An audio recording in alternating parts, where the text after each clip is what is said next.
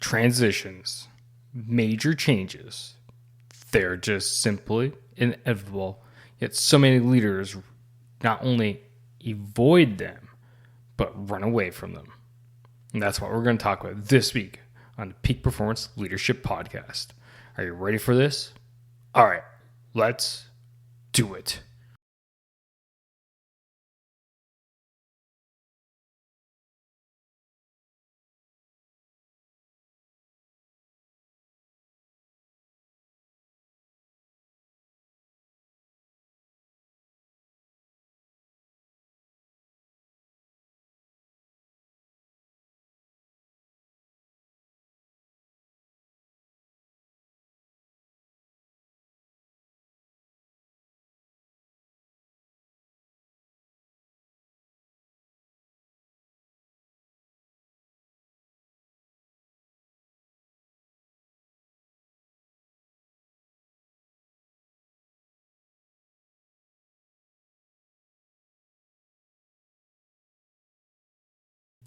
Yes, welcome one, welcome all to the Peak Performance Leadership Podcast. It is your Chief Leadership Officer, Scott McCarthy, and it's so great to have you here today, just like every day, let's be honest.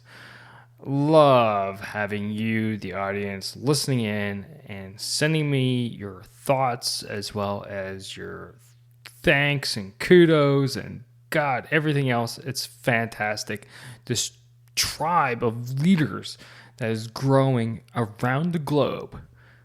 Leaders who want to be actually leaders and not bosses.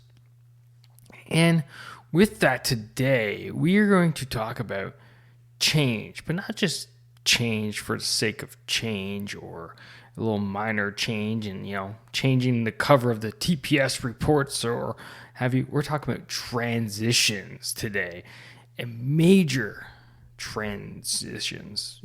Those are major changes that occur in your career as a leader. And guess what? They're good. I will tell you, they're good. Yes, they can be scary. Yes, you may not know what's around the corner after those transitions, but every person who I talk to, one way or another, believe that those transitions were great. You see, the difference between a change and a transition is basically a change is, an improvement. Maybe it's a workplace improvement, maybe it's a workflow or a process, or, as I said earlier, changing the cover of the TPS reports. End of the day, a change is about improving something to get a better outcome. A transition is a fundamental change, right? When you change jobs, you change organizations that you work for, those are transitions. Some people go through career transitions where they leave one type of career and go for another one. For example, I got a friend who's gone through multiple career transitions from being a military officer to an engineer to now a financial planner. Major changes, those are transitions. And talking on the podcast today is that we as leaders need to embrace these transitions. We need to actually grab a hold to them and move forward. Why? Because tell me an organization that has been successful, a leader that has been successful without a transition in their lifespan, whether that is the person or the organization. And, I'm basically pausing right now and I'm hearing nothing because there is no one out there. There is no organization out there that has not gone through major transitions in order to move forward. If you're not growing, you're dying. If you're not learning, you're becoming useless. If you're not changing and evolving, you're not keeping up with the times. You're not keeping up with the needs of the organizations. organizations who failed at the 2008 financial crisis, organizations that failed with the millennials entering the workforce, and organizations who have failed to take on the COVID-19 pandemic have all failed. Why? Their inability to transition through these major milestone events. Okay? The 2008 financial crisis, they were unable to transition their business in order to attract customers and retain customers so that people believe that their goods and or services were crucial. Those companies who were unable to transition with the millennial workforce out there could not understand the needs, desires, and wants of this new player in the workforce. Right? Those companies that are unable to understand and transition through the global pandemic of COVID-19 are now the ones that are completely and utterly suffering through the Great Resignation. See, these major changes, these transitions are the ones that help you get through to the other side of whatever it is that you're faced with. Heck, moving forward leadership has gone through transitions. If you're crazy like Sean out there, who is a member of our Leader Growth Mastermind and has downloaded the entire back catalog of the podcast, Sean, wow, congrats to you. Wow. Anyway, Sean is going to hear these transitions. And I'm not talking about, my audio upgrade when I went from a very cheap CAD microphone to a better ATR 2100 USB microphone to now my professional setup that I have here. No. Those are changes. Those are improvements. He's going to hear the transitions of my tagline, for example. It started off as lead, don't manage. And then at one point I realized that, you know what? As I learned and grew as a leader, as a podcaster, that no, we do need management skills and we do need managers to lead, because sometimes the leader's management skills aren't the best, but that's where you offset your weaknesses with someone else's strengths. So if the message is for everyone to be a leader and no one to be managers, could pose a problem, I realized. So then I said, okay, let's transition. Let's go to lead, don't follow. And I ran with that for a while. And Sean's probably up around that point.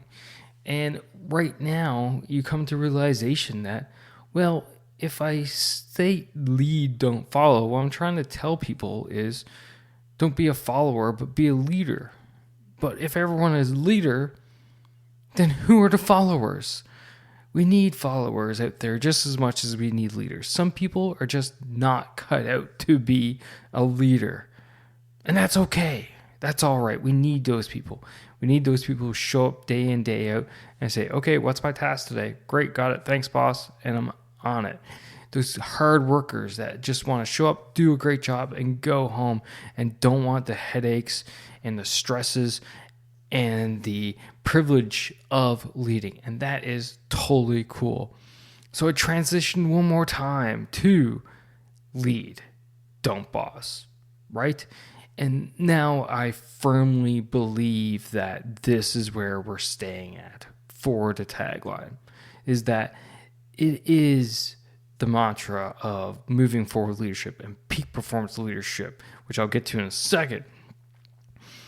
It is the mantra. Why? Because that tells people that you as a leader, you need to be a leader and not a horrible, horrific, egotistical, narcissistic boss. And no one will disagree with me that that is not a good thing, that there are flaws there. All right.